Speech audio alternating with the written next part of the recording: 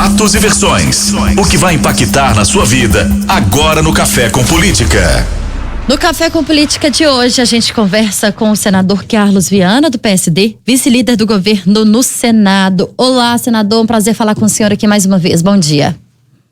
Bom dia, Thalita. Bom dia também a Rodrigo, a todos os nossos ouvintes da Rádio Sul. Sempre uma alegria estar com vocês aqui. Bom dia, senador. Senador, o senhor anunciou ontem, através do Twitter, né? Que deixou a presidência do PSD de Minas Gerais, justificou que pediu o afastamento de forma consensual para se dedicar a um novo momento no Senado e a projetos de ampliação das bases de apoio em todo o estado. Queria que o senhor falasse sobre essa saída e contasse pra gente, é claro, se o senhor puder revelar quais são esses projetos de ampliação aí de base de apoio. Bem, eu tomei a decisão na semana passada, conversei com o presidente da Legenda, o presidente nacional Gilberto Kassab, coloquei o cargo à disposição, uma vez que com a vitória da nova liderança, a nova chefia, presidência no Senado, nós ganhamos aqui a possibilidade de trabalhar bem mais pelo estado de Minas Gerais e já temos conseguido avançar em algumas pautas em que nosso estado ficou sem as medidas necessárias para o recebimento, mesmo as contrapartidas, né? Minas Gerais ficou de fora de grandes acordos, então é a hora da gente começar a corrigir isso. E o segundo ponto é que eu tenho assim, a satisfação, eu gosto de viajar e visitar as cidades e as bases no interior. E muitas das minhas bases, aquelas que me ajudaram na campanha em 2019, são aliados que estão ao contrário, estão na oposição do PSD, do meu partido. Ano que vem nós temos eleição para deputados federais e isso naturalmente gera uma situação de desconforto. Então eu coloquei a presidência à disposição para que eu possa trabalhar com mais liberdade, porque ser presidente de partido, você tem muita responsabilidade, tem muito tempo que precisa se dedicar e agora nessa reta ela é muito importante para mim, Thalita. O senador, nos bastidores as pessoas estão dizendo também que essa saída teria a ver com uma possível disputa entre o senhor e o prefeito Alexandre Calil para saber quem eventualmente vai ser o candidato a governador do PSD em 2022. Essa informação procede, senador? Olha, está muito cedo para se falar sobre esse assunto. As decisões todas serão tomadas no ano que vem. Nós estamos em um momento, Rodrigo, se a gente for falar com as pessoas em política, as pessoas vão ficar irritadas ainda com a política. Porque nós precisamos de uma definição de quando é que nós vamos ser vacinados, nós precisamos de uma ação do governo que está sendo tomada com eficácia com relação aos aumentos que nós temos. Então, o momento agora não é se provar, na minha opinião, se colocar o assunto sucessão em 2022. Agora, partido, a palavra diz claramente, é partido, né? Cada um tem seu pedaço, sua opinião, seu posicionamento. O prefeito Alexandre Calil é um parceiro, é amigo, é uma pessoa que eu tenho uma estima enorme. Mas, por exemplo, dentro do partido, determinados encontros, opiniões, posicionamentos incomodam, porque existem aqueles que pensam diferente, como eu penso diferente. E como presidente do PSD, muitas vezes eu sou apanhado de surpresa em determinados posicionamentos de alguém que tem uma liderança dentro do partido. Então, se isso está acontecendo, é melhor que a gente equilibre o jogo. Eu deixo de ser presidente, coloco à disposição a Legenda para que encontre o que vai ser o Alexandre da Silveira, que é uma pessoa que tem uma história muito grande com o PSD, e vamos trabalhar. O ano de 2021 é um ano de reconstrução, gente. Nós estamos em um momento grave da pandemia e o nosso foco tem que ser de procurar resolver a compra das vacinas o mais rápido possível. Vamos deixar a política para 2022, a sucessão para o ano que vem, tá? Pois é, senador, o senhor fala sobre essa compra de vacina, enfim. Inclusive, nós trouxemos há pouco a fala de hoje, presidente do Senado, senador Rodrigo Pacheco, mineiro também.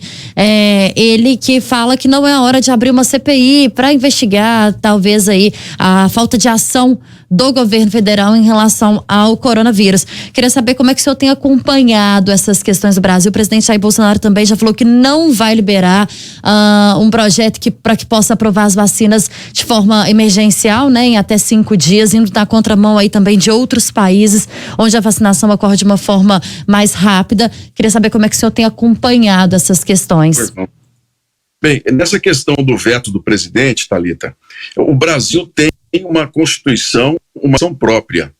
Nós não podemos, simplesmente porque uma vacina foi autorizada fora do Brasil, colocá-la aqui de imediato como autorizada. Existe uma legislação. Se essa vacina traz qualquer tipo de consequência, é o Estado brasileiro responsável. O que nós queremos e não podemos é fazer com que a Anvisa, por exemplo, fique 40 dias para resolver a questão de uma vacina. Isso tem que ser agilizado. Mas 5 dias, os técnicos são claros em dizer que isso é um risco para a questão de se aprovar uma vacina que muitas vezes tem lá fora estudos que não foram complementares com relação aos efeitos totais. O Brasil tem hoje a tecnologia de produção de vacinas, tanto do Fiocruz quanto do Butantan, que são vacinas que podem rapidamente imunizar a população, têm sucesso, onde elas foram aplicadas na parcela da população já trouxeram resultado. O problema são os insumos para a fabricação dessas vacinas que todo mundo inteiro quer e o Brasil tem tido dificuldade com relação a isso. Quanto à CPI, a grande dificuldade de uma CPI é o uso político dela. Por exemplo, semana passada nós aqui no Senado votamos um projeto muito interessante que autoriza a iniciativa privada a comprar vacinas, doar metade para o SUS. Olha, isso pode agilizar aí muito o calendário. Mas aí o que aconteceu? O debate da oposição era de que nós deveríamos liberar imediatamente a compra, tanto por prefeituras quanto por Estado, sendo que o próprio Supremo, numa decisão sobre esse assunto, diz que é a União que cabe, naturalmente, criar todo um protocolo de vacina em todo o país. Então nós já temos uma legislação obrigatória sobre esse assunto, mas o debate vira político. Esquece-se nesse momento que nós estamos precisando de salvar as pessoas, de atender aqueles que estão passando pelo problema, e se começa a debater a disputa de oposição. Foi o que aconteceu com o governador Dória, por exemplo. O governador Dória usou a vacina como uma espécie de trampolim político naquele momento. Se arrebentou todo. As estatísticas foram muito claras em dizer que a população quer foco.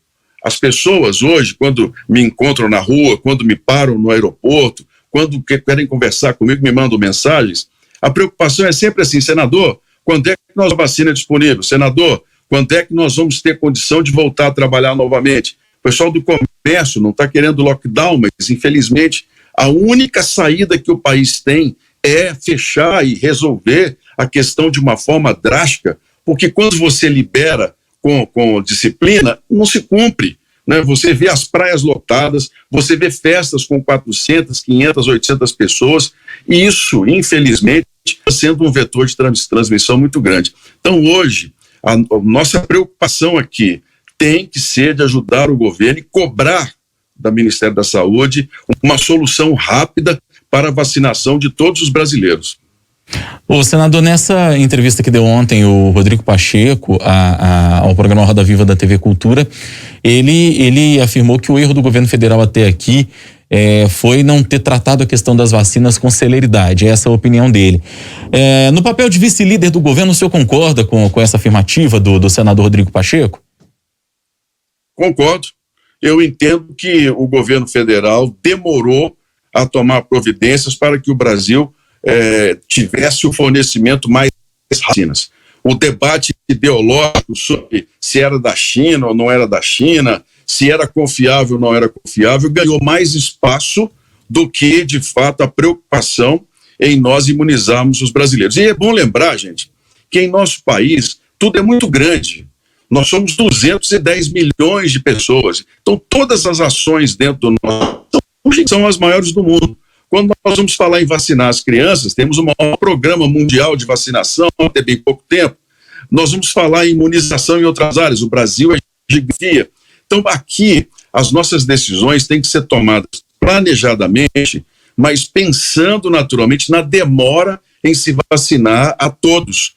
Porque não há disponibilidade da vacina no mundo hoje da forma como nós escolhemos o caminho, que é nós termos o domínio de como Porque, por exemplo, houve um debate aqui também com relação a vacinas de países que queriam vender para a gente vacinas muito mais modernas. Vacinas que custam uma fortuna, que são vendidas aos brasileiros e não são passados o conhecimento, nós não temos a patente delas.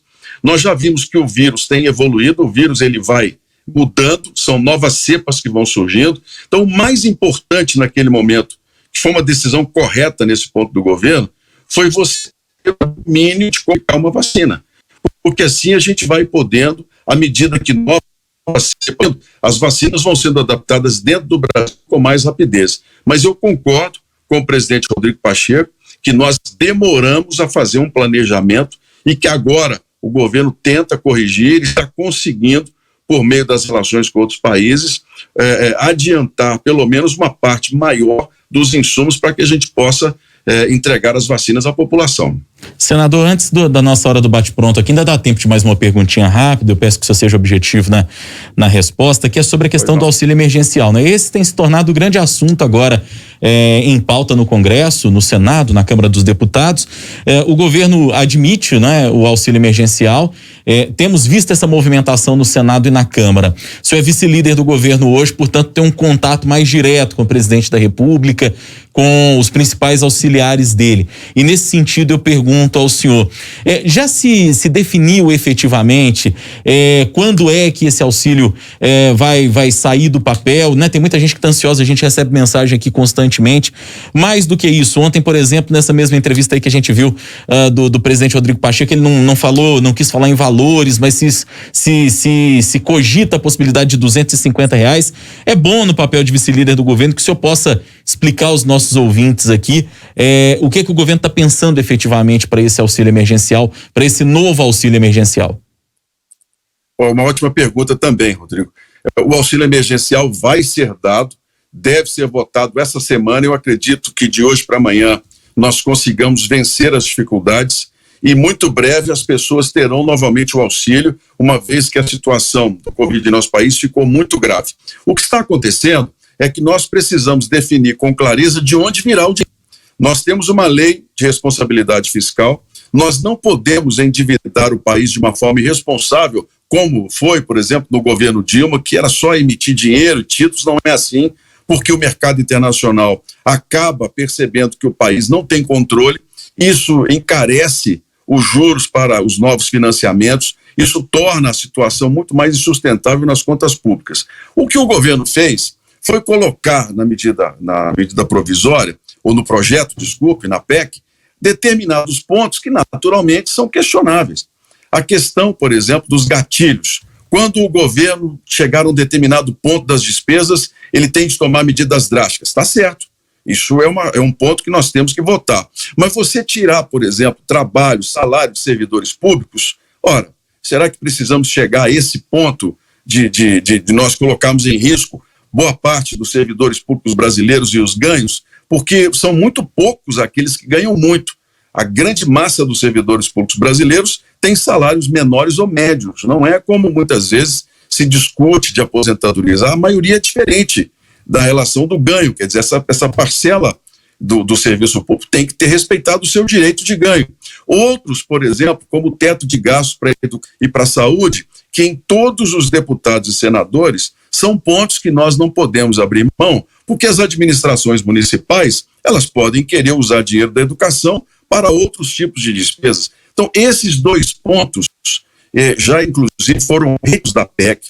Existem alguns outros que ainda deixam os senadores insatisfeitos, mas eu estou muito confiante de que nós devamos votar ainda esta semana, encaminhar para a Câmara, e há a possibilidade de que esse valor seja reajustado. Não acredito que cheguemos aos R$600, mas que pelo menos um pouco mais, 300, 350, já são assuntos que eu ouvi por aqui, opiniões que podem valer na hora da votação, e nós garantimos o auxílio o mais rápido possível a toda a população, Rodrigo. Hora do bate-pronto. No Café com Política, hora do bate-pronto. O senhor já conhece o quadro, são perguntas objetivas, respostas objetivas, um ping-pong com a gente. Combinado, senador? Combinado. Para começar, Rodrigo Pacheco. Conciliador e muito profissional. Minas como protagonista na política? Recuperando o espaço que nós perdemos pelos escândalos e a omissão política passada. Saída de Carlos Viana da presidência do PSD de Minas Gerais. Uma briga com Calil? Um passo para a independência política. 2022, Zema versus Calil ou Zema versus Carlos Viana? Isso quem vai decidir é a população e, naturalmente, o contexto político para o ano que vem. Governador Romeu Zema no combate à pandemia. Trabalhando bem, trabalhando com muita clareza e muita transparência. E o presidente Jair Bolsonaro no combate à pandemia? Presidente preocupado com a população, mas com o pensamento próprio que muitas vezes se coloca diante de uma necessidade de um Estado mais organizado e de mais diálogo. Senador Carlos Viana do PSD, vice-líder do governo no Senado, foi o nosso convidado de hoje do Café com Política. Obrigada, senador, pela entrevista. Obrigado a vocês, um grande abraço a todos. Muito obrigado, senador.